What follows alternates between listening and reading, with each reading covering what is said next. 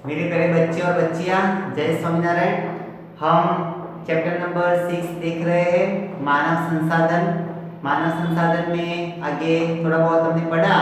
आज नया टॉपिक चालू करते हैं, पाना नंबर 41 पे, जनसंख्या वृद्धि। जनसंख्या वृद्धि, जनसंख्या, जन यानी मनुष्य, तो हमारी जो वृद्धि होती है उसके बारे में इस चैप्टर के अंदर हमको थोड़ा समझने का प्रयत्न करना है। ताओ पढ़ते हैं, जनसंख्या वृद्धि क्या है। 2001 से 2011 के 10 वर्ष के दौरान भारतीय जनसंख्या में लगभग 18.1 करोड़ की संख्या वृद्धि हुई है। फिर भी जनसंख्या वृद्धि की गति धीमी रही है, ऐसा दिखलाई पड़ रहा है। जो महत्वपूर्ण बात है, इसके अलावा शिक्षित नागरिकों की संख्या में वृद्धि हुई है। 2001 में भारत की जनसंख्या 102.87 करोड़ थी, जो 2011 में 121.01 करोड़ हो गई है। तो 2001 में हमारी जनसंख्या कितनी थी? 102 करोड़, और 2011 में कितनी हुई? 121 करोड़, 20% बढ़ गई।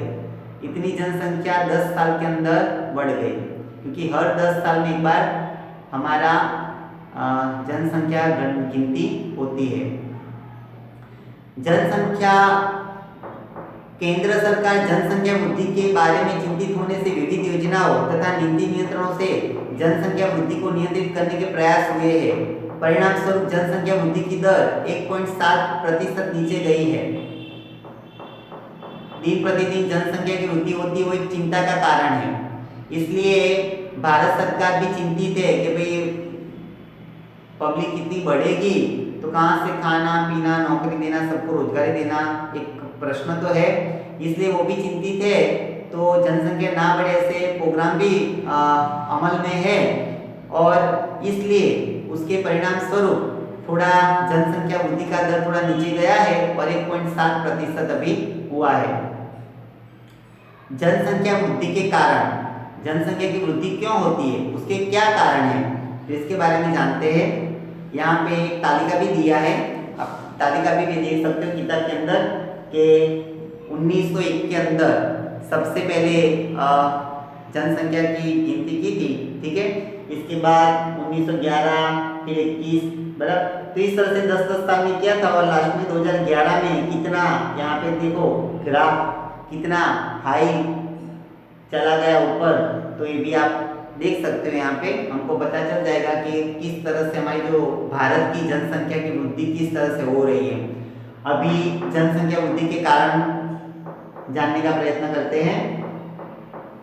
जन्म मृत्यु दर की तरह जनसंख्या वृद्धि भी प्राकृतिक है, परंतु जनसंख्या वृद्धि के बारे में कितने ही तत्व जिम्मेदार है, जिसमें अन्य देशों में से आकर स्थिर होने वाले लोग, उद्योग धंधा, व्यापार या शिक्षा के लिए होने वाला स्थानांतर कारणभूत है। तो जनसंख्या वृद्धि का एक कारण है स्थानांतर। स्थलांतर यानी परदेश के लोग भी यहाँ पे आते हैं, धंधा रोजगार करते हैं, ये भी एक कारण है, ठीक है। शिक्षा, ये भी एक कारण है। भारत में पिछली 2 सदी के दौरान जनसंख्या वृद्धि का दर ऊंची देखने को मिली है। पहले जनसंख्या वृद्धि दर निम्न थी, क्योंकि बाल मृत्यु दर का प्रमाण अधिक था। कॉलेरा, क्षय, प्लेग जैसे रोगों पर नियंत्रण नहीं था।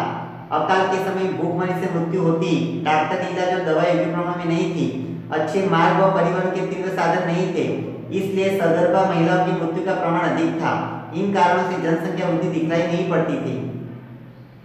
पुराने समय में हॉस्पिटल वगैरह की सुविधा नहीं थी, बाल मृत्यु दर भी ज्यादा था, क्योंकि एजुकेशन नहीं था, तो कुपोषण के भी बहुत बच्चे भोग बनते थे।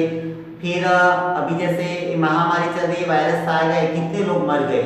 तो पहले पुराने जमाने में भी अकाल होता था, दुष्काल, पानी की अछत होती थी, ऐसे समय में भी लाखों लोग मर जाते थे। तो इसलिए उस समय, और अभी तो बहुत बड़े बड़े रोगों की भी दवा अभी ढूंढ निकाली है, संशोधन हुआ है, लेकिन पहले कॉलेरा, क्षय ऐसे रोगों की कोई दवा ही नहीं थी। तो ऐसे रोगों में भी बहुत लोग मारे जाते थे, मर जाते थे, मृत्यु हो जाती थी। तो इसलिए उस समय जनसंख्या का क्या है कि नियंत्रण रहता था, और ज्यादा दिखलाई नहीं पड़ता था कि ज्यादा संख्या बढ़ गई है। लेकिन अभी क्या हुआ है, अभी डॉक्टरी, दवाई, सब कुछ आविष्कार हुआ है, तो इसलिए इसमें भी बढ़ावा हुआ। ठीक है, बाल मृत्यु दर में भी कम हो गया, पहले ज्यादा था अभी कम हो गया। तो ये सब भी कारण है जनसंख्या वृद्धि के। आज परिस्थिति में काफी बदलाव हो गया है। वर्तमान समय में अधिकतर योग्य प्रमाण में पोषक आहार प्राप्त हो जाता है। डॉक्टर इलाज की सुविधा और छूट से पहनने वाले लोगों पर नियंत्रण हुआ है। अच्छे मार्ग, दूध मार्गी परिवहन के साधन और तीव्र संदेशा व्यवहार की सुविधा से तात्कालिक उपचार प्राप्त हो जाता है। प्राकृतिक आपत्ति आने की पूर्व सूचना का प्राप्त हो जाना और उसके बाद की व्यवस्था पुनर्वसन होने से मृत्यु दर में कमी देखने को मिलती है। उपयुक्त तत्वों के अलावा मनुष्य की औसत उम्र में भी वृद्धि हुई है।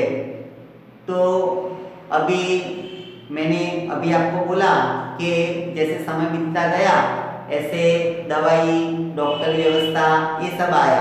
ठीक है, अभी ऐसे ऐसे यंत्र भी हमने ढूंढ निकाले हैं कि कुछ आपत्ति आने वाली है तो पहले से हमको पता चल जाता है, तो पहले से हम उसका पुनर्वसन कर सकते हैं। ठीक है, जैसे बाढ़, जैसे भूकंप आने वाला होता है तो हमको पहले से पता चलता है कि भूकंप आने वाला है, तो जिस विस्तार में आने वाला है तो वहाँ के लोगों को हम स्थलांतर करा देंगे। ठीक है, तो वो बच जाएंगे, तो मृत्यु नहीं होगी।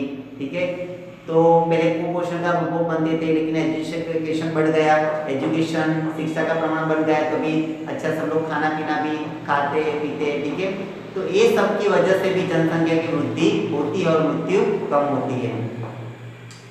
1920 में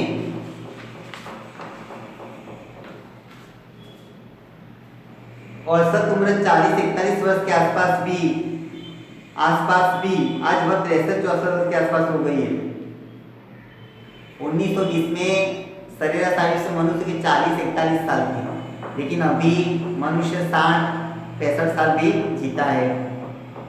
कितने ही कारणों से जन्म दर से भी कम आई है, जैसे निरक्षरता, अंधश्रद्धा, वह रुचिचुस मान्यता की परंपरा, बाल विवाह, विधवा पुनर्विवाह, छोटी कुटुंब की आदर्श भावना का अभाव जैसे अनेक तत्वों से जनसंख्या वृद्धि देखने को मिलती है। तो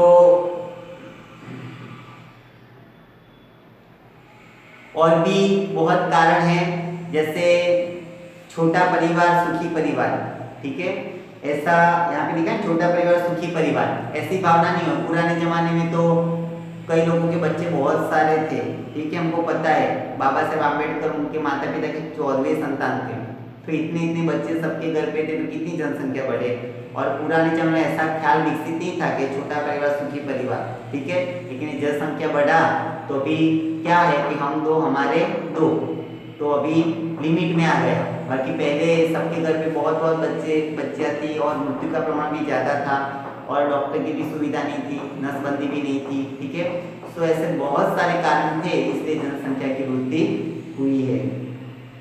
जनसंख्या वृद्धि होने से कितनी व्यवस्था संबंधित समस्या उत्पन्न होती है, जैसे भोजन, पानी, निवास, पर्यावरण का प्रदूषण, सुरक्षा, रोजगारी, यातायात नियमन आदि, जिन्हें सुलझाने के लिए अनेक योजनाएं, सतर्कता के कदम तथा कानूनी व्यवस्था भी करनी पड़ती है। जनसंख्या वृद्धि से बहुत सारा फिर व्यवस्था भी करनी पड़ती है। ठीक है, भोजन पानी सबको देना, नौकरी देना, रोजगारी, तो ये सब का भी प्रश्न होता है, मकान देना। इतना जानिए, बाल विवाह प्रतिबंध कानून के अनुसार पुरुष की उम्र 21 वर्ष, स्त्री की उम्र 18 वर्ष के बाद विवाह हो सकता है। इसके पहले विवाह करना अपराध है। तो विवाह कब कर सकते, इसकी भी उम्र दी है। इससे क्या है कि थोड़ा लिमिट में आता है कि 21 साल की उम्र में शादी हो, इसके बाद उनका भी परिवार होगा। ठीक है, तो जनसंख्या का क्या होगा, नियंत्रण होगा, इसलिए उम्र भी तय की गई है। प्रवृत्ति, इतना अवश्य विचार करें, चर्चा करें कि कम बाल जय गोपाल, छोटा परिवार सुखी परिवार, इसके पे चर्चा करना है। ठीक है, तो थोड़ा बहुत आप सोचना कि कम बाल जय गोपाल, इससे अच्छा है फायदा ही होने वाला है घर में, बराबर सबको खिलाना पिलाना, बहुत सारा प्रश्न हो जाता है ना। फिर प्रत्येक कुटुंब या समाज के लिए छोटे कुटुंब की आदर्श भावना है क्या, उसकी चर्चा करके नोट तैयार कीजिए।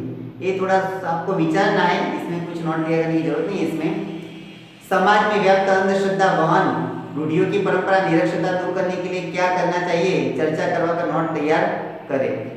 वो एक होमवर्क के रूप में मैं देता हूँ, ये आप नोट तैयार कर देना है। जो अंधश्रद्धा है, वहन, रूढ़ियों की परंपरा, निरक्षरता दूर करने के लिए हमको क्या करना चाहिए, उसके बारे में थोड़ा आप आपकी नोटबुक के अंदर थोड़ा लिख देना, आपका जो विचार है इस तरह से। ठीक है, तो आज इतना ही रखते कि बाकी का नेक्स्ट वीडियो में देखेंगे। थैंक यू क्लास, आपका दिन मंगलमय हो। जय स्वामीनारायण।